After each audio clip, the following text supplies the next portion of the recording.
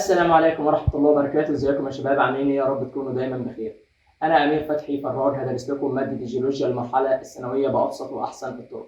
وبما إن في طلاب كتير منكم اشتكوا لي من جرامر الإنجليزي وأساسيات النحو والبلاغة وكده، وطلبوا إننا نتكلم عن المعلومات التراكمية اللي بيلعب عليها كتير قوي في النظام الجديد في الامتحان. فأنا هعمل لكم في البداية كام فيديو هنتكلم فيهم عن أساسيات الجرامر والنحو والبلاغة لازم تبقى عارفها. هتبقى الفيديوهات دي عصارة المعلومات اللي جمعناها خلال امتحانات السنين اللي فاتت، وإن شاء الله تستفيدوا بالمعلومات دي كتير وهتلاقوا كتير منها في الامتحان. يعني لو كنت علم علوم أو رياضة أو حتى أدبي هتستفيد بالمعلومات. كل اللي عليك تتابع الفيديوهات أول بأول اللي هتلاقي فيها شرح مفصل لكل معلومة في المنهج، بالإضافة لحل كتير على كل الأجزاء. إن شاء الله مش هنسيب معلومة إلا وهنقول السؤال هيجي عليها إزاي في الامتحان. مع طبعا فترة مراجعات هتبقى من نار، مش هنسيب فيها تفصيلة في المنهج إلا وهنقول. بالإضافة إلى توقعات هتلاقي كتير منها إن شاء الله في الامتحان. هتلاقي أفكار هنقولها لك إن شاء الله، بل أشكال الأسئلة كمان هتلاقيها، وأنا عارف أنا بقول لك إيه كويس. بعون الله هتكون المادة بجيبك ومش هتشيل همها. وعلشان نبدأ انزل اعمل شير وسبسكرايب للقناة.